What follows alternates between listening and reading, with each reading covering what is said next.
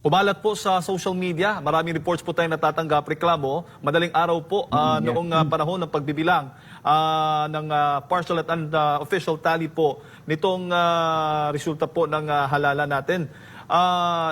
Yung ilang kandidato, pangalanan natin, halimbawa itong kay Senator Bongo, alauna po ng alauna imedya, 1:38 kung hindi ako nagkakamali ng madaling araw, nasa 26 mahigit po yung kanyang boto. Pero pagdating po ng around 1:56, kung hindi ako nagkakamali, bumaba po sa 21 million pesos, 21 million votes. So, 5 million po ang nabawas nito, Doc, although may paliwanag po ang COMELEC nito.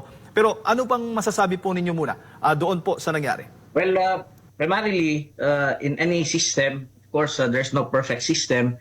But you're correct, kailangan maipaliwanag ng COMELEC ng maayos para maintindihan in layman's terms. These are highly technical matters beyond our competence, but it's the people who deserve to they need an explanation on the part of the COMELEC with regard to bakit nagganon. And I suppose if may makita na irregularities and then there is evidence to prove it, then primarily any candidate who is, in a way affected can file a complaint to be able to rectify kung ano yung pagkakamali because the people deserve the type of results na kung titingnan mo is reflective of their sentiments at kung ano yung napupusuan talaga nila because their votes, of course, are sacred. Wala pong dagdag bawas, wala pong shading, wala po. It's just a matter of nag-correct sila. Dahil nga po, sa nadoble yung mga boto dahil pinaprocess pag nagaganon. Kaya kinakailangan meron kang program para lang linisin at hindi madoble. May hindi ganun kabilis, pero accurate, tama. Tumutugma siya. Opo. Ito kasing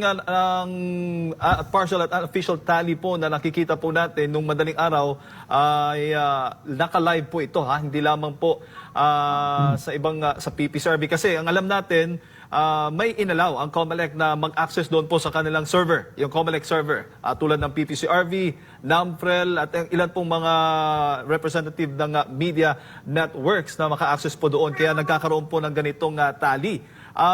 Pero sa tingin po ninyo, Doc, live po kasi siya tapos may biglang ganoon. Ano bang dating po para po sa inyo? Lalo na po sa mga botante talagang nagtududa. Hindi natin masisisi po sila. Yeah, that's correct. Trustworthiness is critical and to achieve a high level of trustworthiness when it comes to these systems, dapat may transparency on the part of COMELEC and there's a sense of accountability.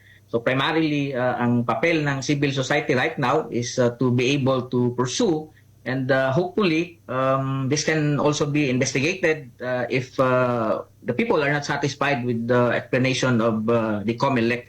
But right now, of course, it's critical that people remain vigilant and it is crucial because elections are the essence of any democracy.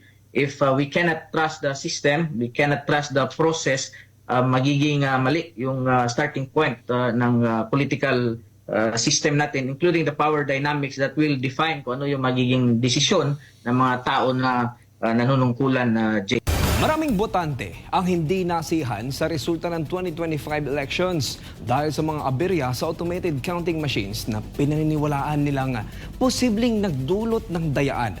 Panawagan ng ilan sa Commission on Elections ay isagawa ang manual voting upang masiguro ang integridad ng halalan. Si Jason Rubico magbabalita.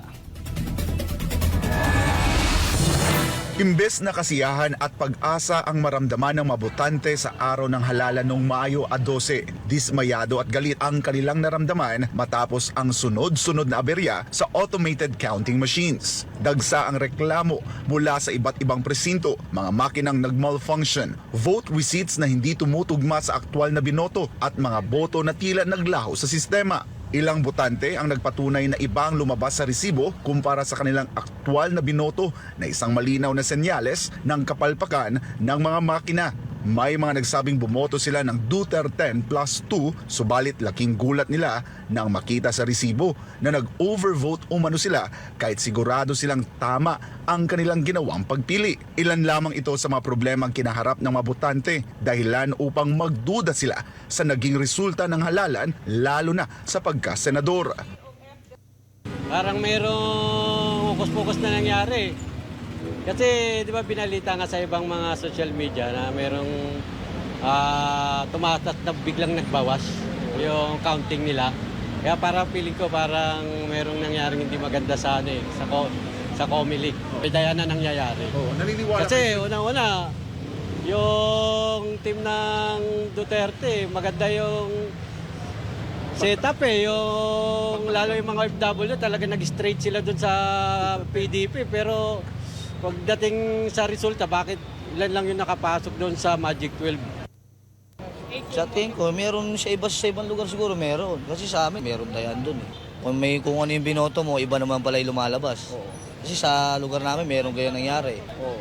Yung binoto niya, iba lumabas. Din merong dayan din, meron ding kutob ko, meron din siguro na dayan na nangyari. Yung iba kasi nakita ko sa Facebook, nakita ko social media, may mga na hindi rin nanalo na binoto nila. Mga na makina, 'di ba, may sumasablay na makina. Naguluhan din ang ilang botante sa pagkapanalo ng ilang kandidato na sa tingin nila ay hindi naman dapat nakapasok sa Magic 12. Yung nakakapagtaka yung kay Kiko eh. Paano nakapasok? Yung mga dalawang yung mga nilampaso na yun nung nakarang eleksyon eh. Nagtataka yung mga kaibigan bakit nakapasok yung lalo-lalo na si Kiko. Maraming lumabas na hindi dapat Kiko Pangilinan. Hindi ko kontento sa nila. Hindi maganda ang pagkalabas na ngayon, Comelec. Sa gitna ng mga isyong ito, lumakas ang panawagan ng mga botante para sa manual voting. Para sa kanila, sapat na ang mga kapalpakan ng automated counting machines na nagdulot ng kalituhan, pagkadismaya at pagdududa sa resulta ng halalan. Ang dating pananabik na bumoto ay napalitan ng pangamba na baka hindi mabilang ng tama ang kanilang boto o mas masahol pa, mabura ito sa sistema. Para sa kanila, mas mainam ng gumugol ng oras at pawis sa manual counting kaysa magtiwala sa makinang nagdulot na ng matinding pagdududa. Mas maganda para makita talaga yung discrepancy ng makina at saka yung papel, yung manual. Para mawala yung doubt ng mga tao. Yun na lang yung gawin, yung manual counting. Kahit mahaba-habang trabaho, basta mawala yung doubt ng mga natalo. Ayun yung mahalaga doon. Trabaho naman nila kasi yun eh. Binabayaran naman yun ng taong bayan.